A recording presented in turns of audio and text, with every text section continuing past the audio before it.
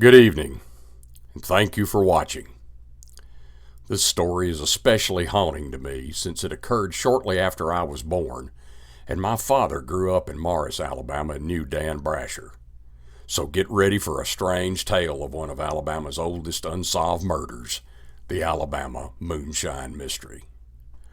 On a rainy night, March the 3rd in 1956, brothers Billy Howard Dye, age 19, Robert Earl Dye, age 23, and their cousin Dan Brasher, 38, pictured here, went to a party at the home of Billy's girlfriend in rural Jefferson County, Alabama. They were driving Billy's dark green 1947 Ford. The men and the car were last seen headed down Crooked Creek Road between Morris and Buckshort Road and never seen again. They had apparently set out for a night of drinking and dancing in area night spots. It was reported that the men had a minor argument and then headed to Robert's home and dropped off his wife Audrey about 1:30 a.m. From there, they drove another couple to their home in Robinwood before heading back to Morris. Dan's mother said they returned to her house between 2 and 3 a.m. for a short while before leaving again. At the party, the Dye brothers and Brasher encountered a local bootlegger, with whom, according to rumor, the cousins had been stealing. The trio were rumored to have stolen liquor from this man before their disappearance. The three men had been in a minor scuffle at the party at Brasher's mother's house, and then were seen at another gathering at Dye's girlfriend's house at Robinwood Station near Morris. When the men failed to return to their homes, family members began searching jails between Morris and Decatur. On Thursday, March the 8th, they contacted the sheriff's department and reported the men missing. Over the next several days, search parties combed a 20 to 25 square mile area in the Morris vicinity, searching roadways, wells, woods, creeks, caves, and an airplane was even brought in to do an aerial search that covered 3 counties. No trace of the men or the car was found. A man in a nearby store told authorities that a man had come into his store shortly after the brothers were reported to have disappeared, and this man was asking for anything that might remove blood from a floor. The man recommended Red Devil Lye, which the man purchased.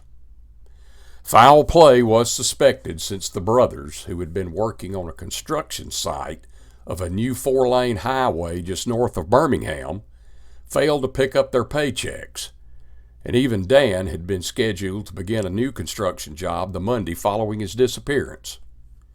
Family members believe the men were victims of a moonshine ring and were killed in a conflict concerning stolen whiskey. The initial investigation by the Jefferson County Sheriff's Office produced no firm leads. Over the years, many reports came in that led to new searches for the men in the car. One man reported seeing a bulldozer burying a car near a construction site on Highway 79 in the same area where the men were from and were last seen. After 17 years, in November 1972, a state highway department drill brought up metal fragments from that area 22 feet beneath the highway. The fragments were believed to be from an automobile and were sent to the FBI for positive identification. Over the next 3 weeks, Jefferson County employees tunneled under the highway, digging by hand, drilling, and hauling dirt out with wheelbarrows until they had created a hole that was 40 feet deep. All they found were traces of oil in the soil that might have come from a car. The FBI reports were inconclusive, and on December the 1st, about a month after the work started, it was halted abruptly with rumors of death threats. Since 1972, other searches have been conducted, but the men in the car have never been found. Theories regarding the disappearance abound, from the men being murdered at the party to an execution-style shooting in a cave. The one constant in every theory was that moonshine played a pivotal role.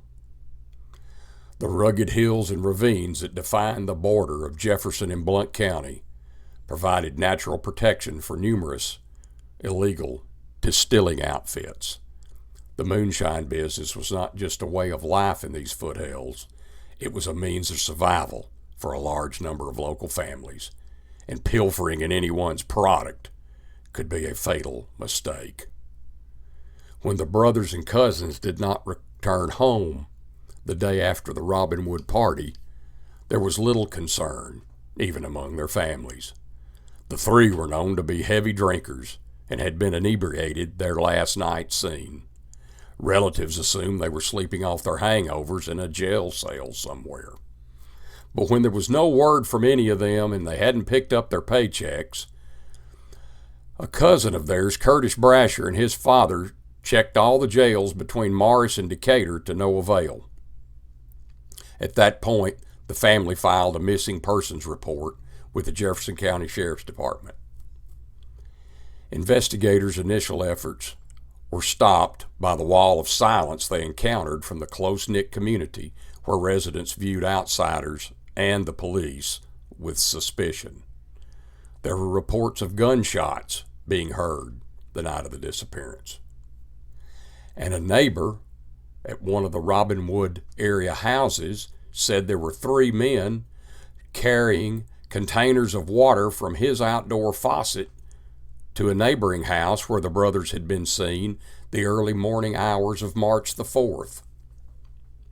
In the 1970s, an investigator was pulled off of the case because he was, quote, too close to solving the disappearance.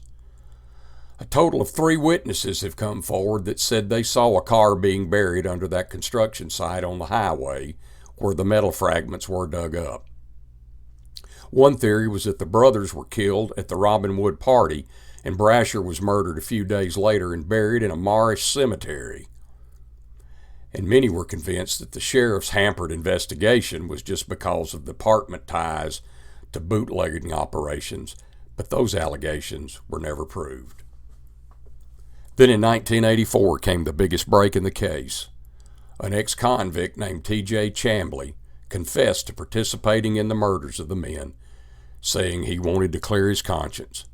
Chambly said he helped dispose of their bodies and the Ford in an abandoned mine shaft near Trafford, Alabama, not too far from Morris. He was never charged. In the decades since the disappearance, Jefferson County authorities have searched caves, mines, and caverns for the men's bodies.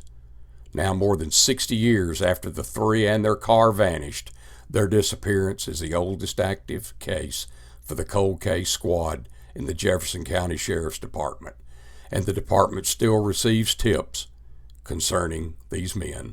If the tips seem viable, they are checked out. Thank you for watching. If you have any questions or any comments, please feel free to leave them below. Good evening.